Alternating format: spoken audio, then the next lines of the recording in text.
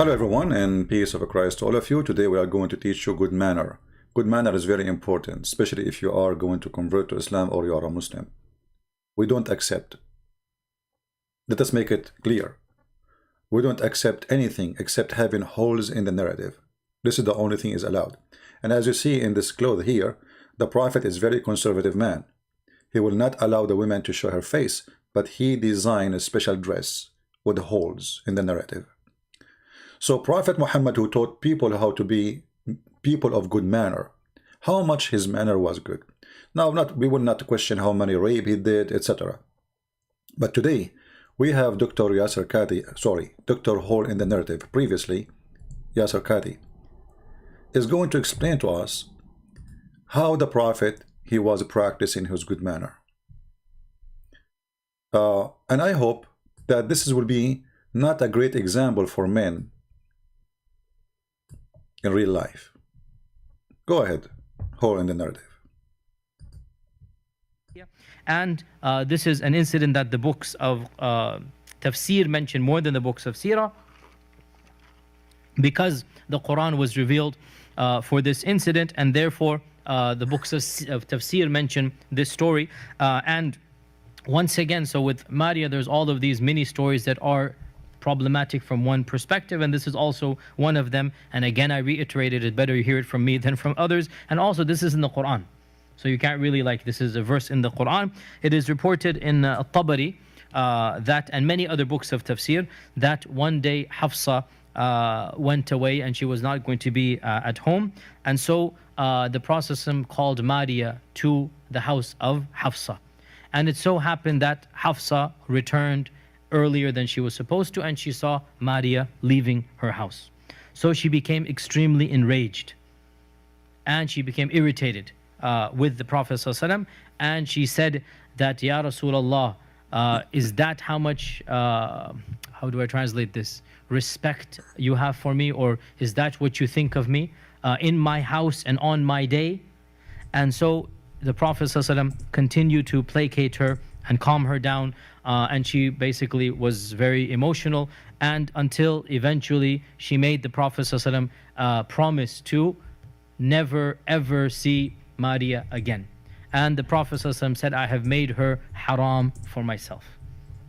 Okay, khalas, I give up. Basically, Maria is haram for me. I will never see Maria. I swear to Allah, by Allah, I'm never going to see Maria again.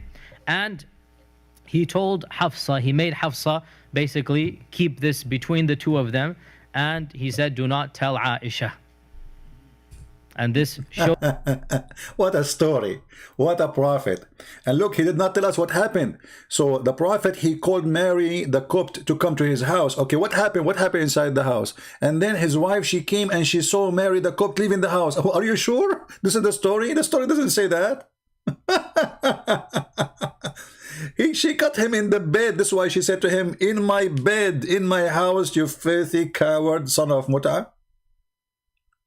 And look, they are talking about the best man they have, and that best man, when the wife go away, he called the maid, who is not lawful for him.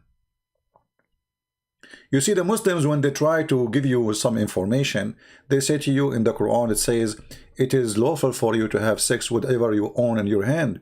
But the Quran make it clear, the one you own in your hand is the prisoners of war. Mary the Copt, she is not a prisoner of war. She is a slave who was given to him as a gift. If you go to any verse in the Quran and you can read the interpretation made by Muslims, by the Muhammadan, by all the holes of the narrative doctors, you will see they will say to you that the one you own in your hand are the captive of war.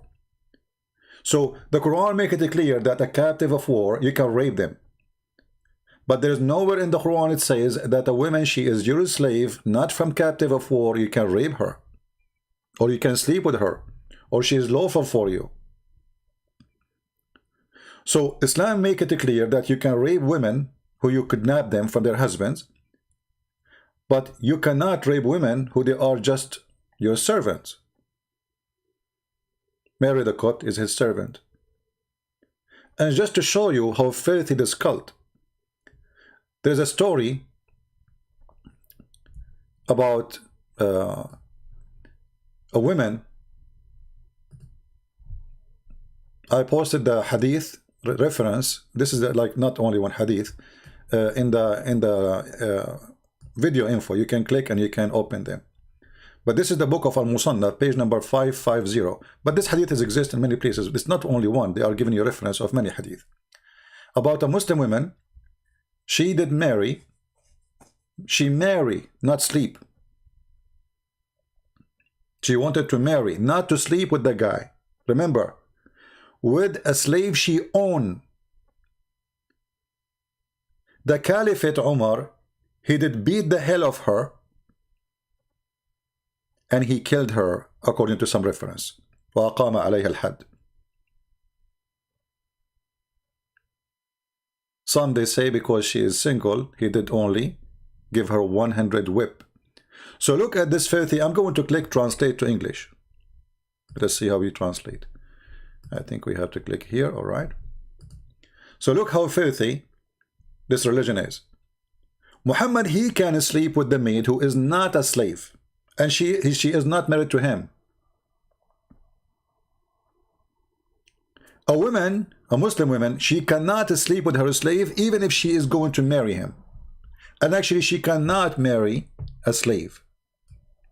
Do you see how filthy this cult is? And there is some people, they believe that, you know, the Muslim told them that Islam make people equal. Abu Bakr told us that Muhammad, etc., blah, blah, blah, blah, from, okay? That a woman, she have servant get married from her. And it was said to her, this is a translation in Google, as you know, and said, you know, I mean, translation is very horrible here.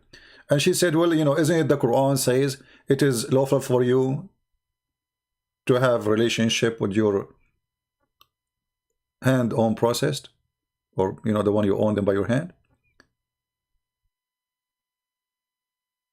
They took her to the Caliphate, Umar, and Umar, he said to her, how you do that? Who allow you to do that? And as a result of this, he did beat her 100 times. You cannot do that. A man, he can sleep with his slave. This woman, she is not even sleeping with the slave. She married the slave. Yet she cannot do that.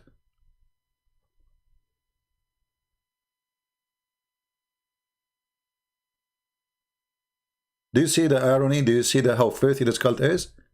Why? Because she is a free woman and he's a black man.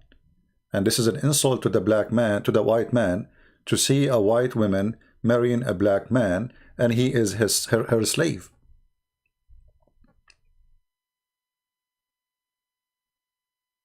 Now the translation here is not too much good, so I'm going to go to the Arabic page. It says here, عن بكر from Bakr, it says, تزوجت امرأة عبدها فقيل لها فقالت أليس الله يقول وما ملكت أيمانكم فهذا يملك يميني. Isn't it Allah, she said to him, okay, I marry a slave, but isn't it Allah, he says, and it's lawful for you what you own by your hand? And here they say, and she married him without a proof that this is true. And then, you know, they ask her, how you do that? She said, well, I am thayyib, which means she is not virgin, you know, she have a previous relationship or marriage, and I have decided to marry this guy. So they took her to Umar, the Caliphate, and then people, they gather like maybe hundreds or thousands, and they ask him to judge on her. And then Umar, he said, by the book of Allah, I'm going to punish you 100 lash for each one of you. And then he said, أيما امرأة تزوجت عبدها أو تزوجت بغير ولي فهي بمنزلة الزانية. Any woman, she marry her slave, or she marry without permission of her father, she is a fornicator. Can you believe it? So Muhammad, he can sleep with his slaves, which is a cheating. The wife, she leave the house. Muhammad, he called the slave who is not owned by his hand. She is not considered. She is just a slave, not a captive. There's a slave who is a captive, and there's a slave who is bought by money. The Quran never said anywhere. I challenge all the Muslims to show me where in the Quran it says you can have sex with a slave you bought him by money, or by you bought her. Same time, not only it's not lawful for Muhammad to do that, this is a cheating. The man, he have many wives. Why he need more? Why he's after the servant? What a man he want?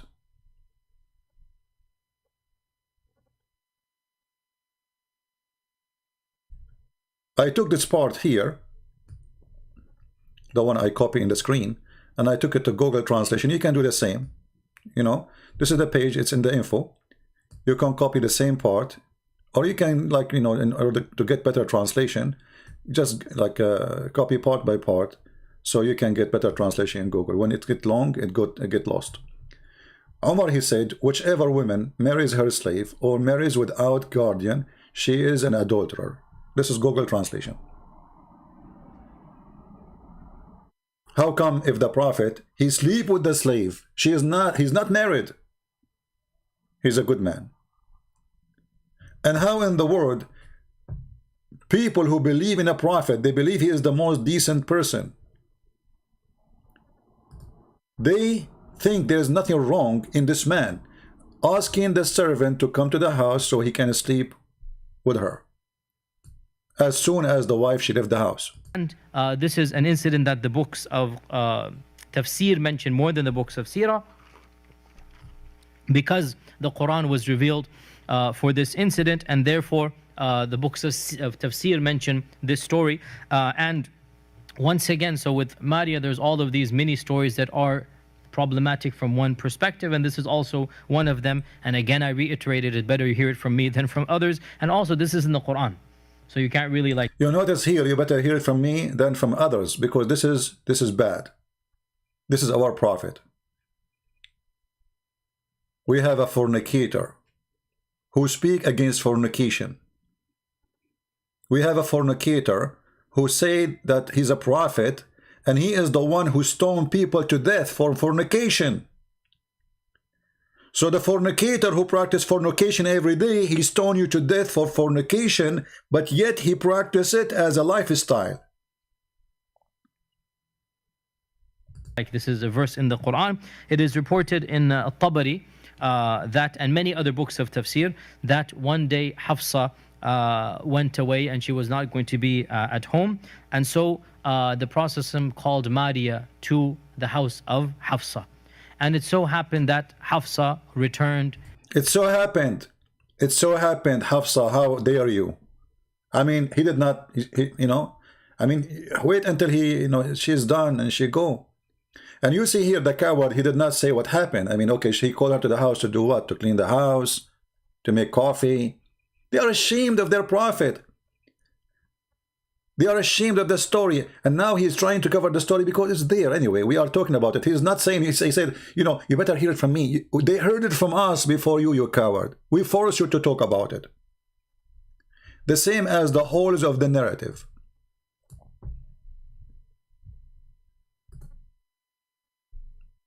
So this is a prophet of God who will go after you. He will kill you if you do fornication. But he is the biggest fornicator ever. His name is the Fornication Prophet, and we were in short video with Mr. Dr. Holes in the Narrative. Previously name was Yasser Qadhi. Thank you very much for joining us. Please download the video and share it. And for those who are asking about taking calls from Muslims, we did not stop taking calls from Muslims. You have a wrong idea. We said if a Muslim willing to debate us, I will take him anytime. All right? Anytime. We don't stop taking calls from Muslims. Just find me, Holes in the Narrative Doctor, and I will take his call anytime. Deal? We did not stop taking calls, but I don't want to waste my time just speaking to kids. At least when we speak, I want somebody he knew what he's talking about. All right. So get me a hole in the narrative, doctor. Any hole in the, that doesn't matter what his name, Yasser Qadi, Susu, Fufu, I don't care. Just get me any hole in the narrative, doctor, and I will be happy to take his call anytime. And now, if there is a hole in the narrative here exists, he would like to call me, I will open my Skype for you, specifically for your holes. As you see, we have too many holes in this dress. All right? So I want to say thank you. We want to keep this video short, as we promised the Indonesian, to make videos for them almost every day, so they can translate and share. We cannot make it 5 minutes, as you see, but I think this is short, still good. Thank you very much for being here. We will try to go back again live on air, maybe today, if we can. It's very cold here, and my windows are covered by ice, so I can't even see through the windows. So thank you very much. I don't want to have holes in the narrative of my windows. It's cold already. And the Prophet is a decent man. He can have sex with his servant, but you cannot do that. And if the woman, she wanna do that, we are going to kill her, or we are going to whip her, because a woman, she cannot do that. This is not decent. It's decent for the man to do that, but it's not decent for the women to do that. Do you see the double standard of this filthy cult? Do you see how garbage this man is? May Allah bless your holes, and may Allah bless the narrative of the Prophet. For the blessing of Allah is holes of the narratives. See you, and take care. God bless.